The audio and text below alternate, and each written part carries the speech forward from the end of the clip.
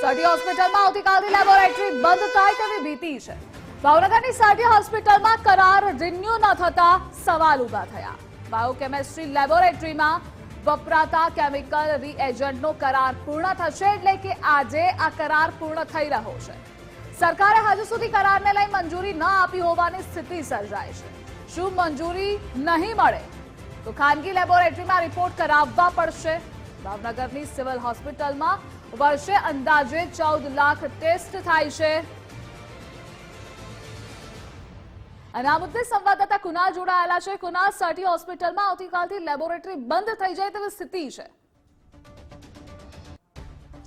બિલકુલ ધ્રુવિશા, જો વાત કરીએ તો ભાવનગર જિલ્લાની આ સટી હોસ્પિટલ છે ને, સટી હોસ્પિટલમાં કહી શકાય કે 3 જિલ્લાના જે દર્દીઓ છે તે આ સટી હોસ્પિટલમાં શરીર સુખાકારી માટે આવતા હોય છે। સીધા દ્રશ્યો બતાડવાના પ્રયત્નો કરી રહ્યા છીએ। આ સટી હોસ્પિટલ છે કે જ્યાં મોટી સંખ્યામાં જે દર્દીઓ છે તે દર્દીઓ અહીંયા પોતાની શરીર સુખાકારી માટે આવતા હોય છે। પરંતુ આ સટી હોસ્પિટલમાં કહી શકાય કે જે દર્દીઓ હોય છે તેને જે લેબોરેટરીના જે ટેસ્ટો હોય છે તે લેબોરેટરીના ટેસ્ટનો કહી શકાય કે જે કરાર છે તે કરાર પૂર્ણ થતા હવે કહી શકાય કે અમરેલી, ભાવનગર અને બોટાદ જિલ્લાના જે કહી શકાય કે મોટી સંખ્યામાં આવતા દર્દીઓ છે તેને ક્યાંક ને ક્યાંક પારાવાર મુશ્કેલીનો સામનો કરશે। કેમ કે જે પ્રમાણે બહારથી એટલે કે 500 રૂપિયાથી લઈ અને 3000 રૂપિયા સુધીના જે રિપોર્ટ છે તે હવે બહાર કરાવવાની જે જહેમત છે તે લોકોને સ્વખર્ચે કરવી પડશે। કેમ કે જે પ્રમાણે આ રિપોર્ટ છે કહી શકાય કે લેબોરેટરી છે તે લેબોરેટરીનો કરાર છે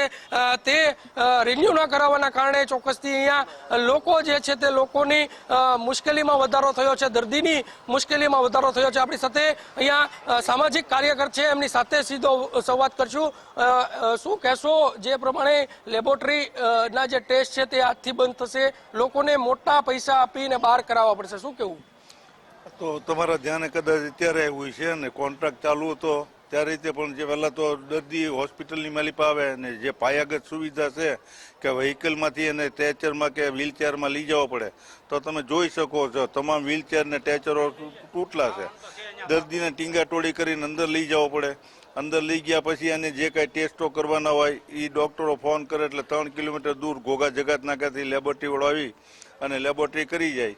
એ 500 થી 2000 3000 રૂપિયા સુધીના ટેસ્ટો કરી લે, જેનું કોઈ પાકું બિલે ન આપતા હોય।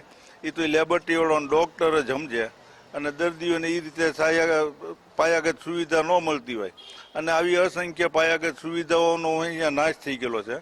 પણ કોઈ અગમ્ય કારણોસર શું છે કે પદાધિકારીઓની આરોગ્ય પાતળીઓ ફેંકીને જે ચાટીને જે પોતાનું રાજકીય અસ્તિત્વ ટકાવી રાખતા એ લોકો કોઈ અવાજ ઉઠાવતા નથી અને પ્રજા માટે કોઈ બોલવાવાળો એવો કોઈ આગેવાન રહ્યો નથી, સામાજિક સંસ્થા આગળ આવતી નથી।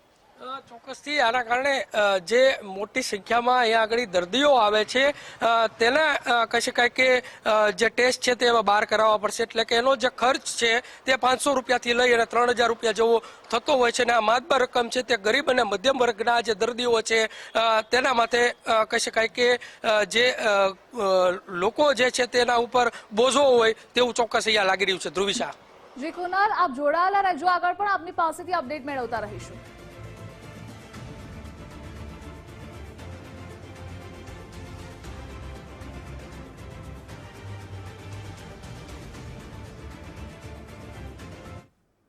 ભાવનગરમાં સાસરિયાના ત્રાસથી યુવકે દવા ગટગટાવી છૂટાછેડા માટે 4 લાખ રૂપિયાની માંગણી કર્યાનો આરોપ છે। પત્ની સહિત સાસરિયાના લોકો ફોન કરી ધમકાવતા હોવાના આક્ષેપ છે। મહિલાના કાયદાનો દુરુપયોગ કરી ધમકી આપ્યાનો આરોપ। શાહરૂખ મીરાએ વિડીયો બનાવી આત્મહત્યાનો પ્રયાસ કર્યો। શાહરૂખને સટી હોસ્પિટલમાં ખસેડવામાં આવ્યો। શાહરૂખની હાલત ગંભીર હોવાનું પરિવારે જણાવ્યું છે। અને આ મુદ્દે સંવાદદાતા કુનાલ જોડાયેલા છે। કુનાલ, આ કરવા પાછળનું, આ પગલું ભરવા પાછળનું કારણ શું છે? બિલકુલ ધ્રુવિશા, જો વાત કરીએ તો ભાવનગર શહેરમાં ફરી એક આ પ્રકારનો જે કિસ્સો સામે આવ્યો છે। જે પતિ છે તે પતિએ પત્નીની વિરુદ્ધમાં કહી શકાય કે ફરિયાદ છે તે નોંધાવી છે। હેરેસમેન્ટ અને માનસિક ત્રાસની ફરિયાદના જે માનસિક ત્રાસના કારણે જે વ્યક્તિ છે તેઓએ ઘરે પોતાના જે ઝેરી દવા છે તે ગટગટાવી છે। જો કે હાલ જે પ્રમાણે આ યુવક છે તેની હાલત જે છે તે ગંભીર જાણવામાં મળી રહી છે. બીજી તરફથી વાત કરીએ તો આ અંગે ભાવનગર પોલીસે ફરિયાદ નોંધી વધુ તપાસ હાથ ધરી છે. જી જી ગૃહના જોડાવા બદલ આભાર આપનો.